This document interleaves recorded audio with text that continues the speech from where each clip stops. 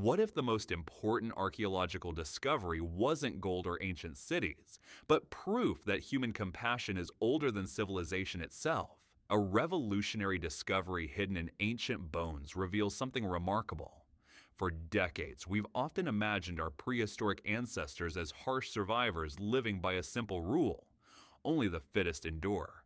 But what if that perspective misses a crucial aspect of their humanity? Recent breakthroughs in ancient DNA analysis have revealed something extraordinary. Scientists have discovered that people with Down syndrome lived among our earliest ancestors, not as outcasts, but as valued members of their communities. Using revolutionary genetic techniques, researchers analyzed DNA from nearly 10,000 ancient human remains. Unlike traditional bone analysis, which could only offer educated guesses, ancient DNA can detect the genetic signature of Down syndrome, an extra copy of chromosome 21. This additional genetic material creates distinctive characteristics and developmental differences that would have required continuous care and support in prehistoric times. For the first time in history, scientists can reliably identify Down syndrome in prehistoric remains. Dr. Adam Rohrlach of the University of Adelaide explains this represents a breakthrough that was previously impossible with skeletal analysis alone. These discoveries span millennia across Europe, revealing something that challenges prevailing assumptions about prehistoric society. The story begins not with our own species, but with the discovery that would shed new light on the very definition of humanity.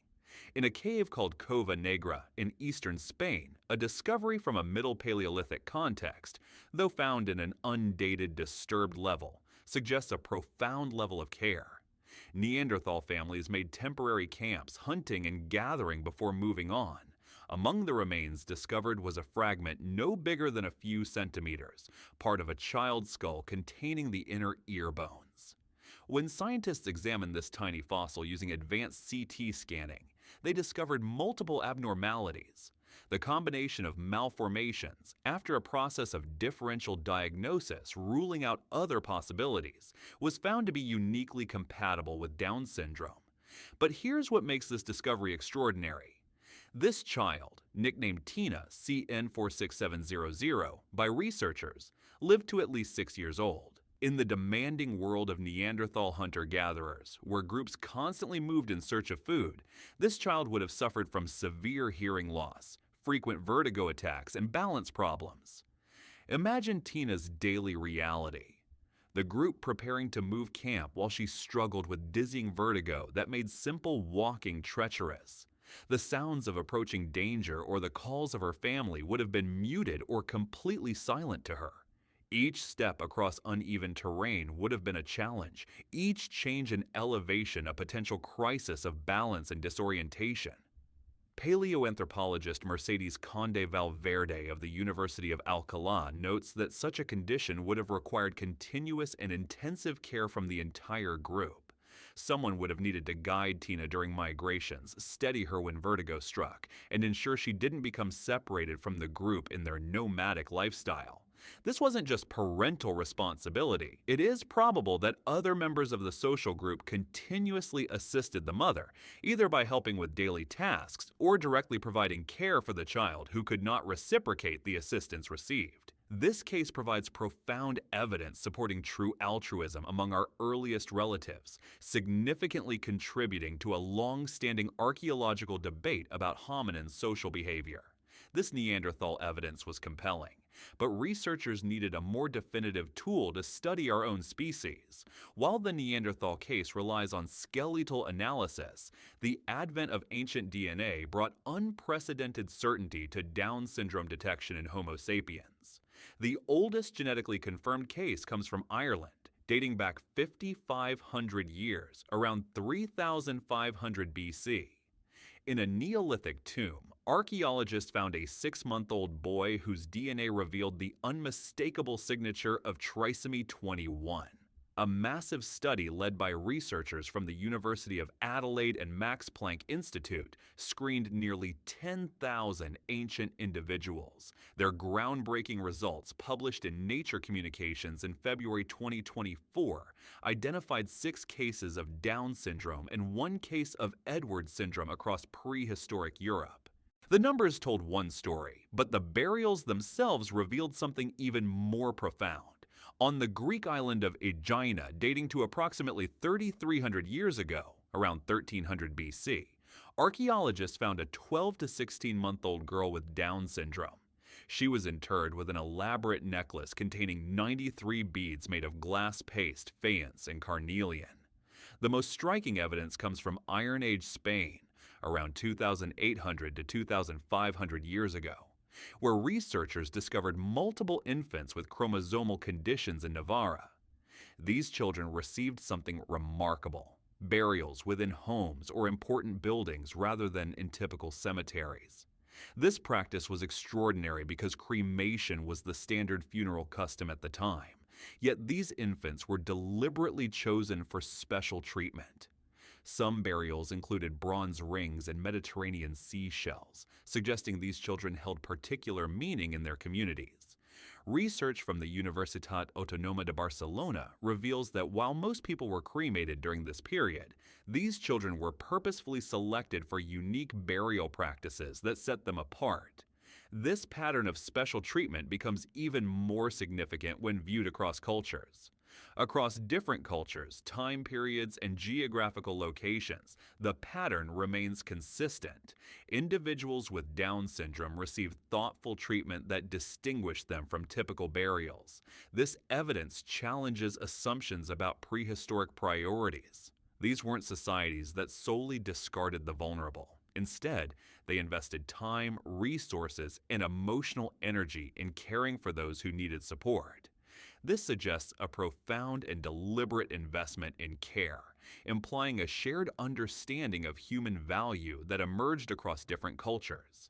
The findings from Down syndrome cases align with a growing body of evidence for prehistoric care that extended to individuals with various conditions. These discoveries align with growing evidence that prehistoric peoples regularly supported individuals with various conditions, including dwarfism, hydrocephalus, and spina bifida. The survival and preservation of people with severe disabilities required cooperation that extended far beyond immediate family. For instance, the Romito, 2 individual with severe dwarfism, around 11,000 BP in Italy, survived to young adulthood, 17 to 20 years, indicative of substantial group support. Similarly, the Kafze 12 child with hydrocephalus, around 95,000 BP in Israel, lived to approximately 3 years of age, strongly implying ongoing familial and communal care. However, the identified Down syndrome cases, often involving infants or very young children, highlight a form of care directed towards individuals who would have required extensive, continuous support from birth, rather than care for adults who might have previously contributed to the group or were expected to provide future, albeit limited, assistance. But every answer in archaeology leads to 10 new questions, and these discoveries opened mysteries that researchers are still trying to solve. Why do we see a concentration of cases in Iron Age Spain? Does this reflect genuine demographic patterns, superior preservation conditions, or exceptional archaeological methodology? What about individuals who lived beyond infancy? The current DNA evidence predominantly shows perinatal or infant deaths, but longer-lived cases might exist in remains we haven't yet examined with advanced genetic techniques.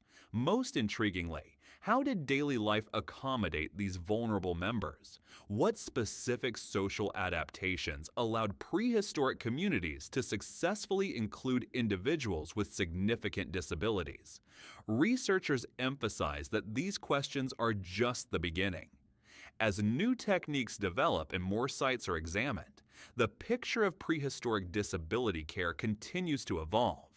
These ancient mysteries aren't just academic puzzles. They're fundamentally changing how we see ourselves today. These ancient discoveries fundamentally challenge narratives about prehistoric life being solely focused on competitive advantage. They reveal that care for the vulnerable has deep evolutionary roots, predating written history, organized religion, or formal ethical systems. This research opens new possibilities for understanding genetic conditions in ancient populations and the social responses they generated. Each new discovery adds pieces to a puzzle that reshapes our understanding of human nature itself. From a suspected Neanderthal child in a Spanish cave to Bronze Age burials across Europe, the evidence tells a unified story. Our prehistoric ancestors embraced those born different, providing care that extended far beyond biological necessity. These discoveries, made possible by advances in ancient DNA analysis, reveal that compassion and inclusion are not recent human developments, but ancient traits that help define us as a species. The next time someone suggests that caring for the vulnerable is somehow unnatural, remember Tina, the Neanderthal child who thrived for at least 6 years in one of history's harshest environments. Her story stands as testament to something remarkable, that love and compassion are as old as humanity itself. Perhaps the most significant discovery isn't that Down syndrome existed in prehistory, but that human kindness did too.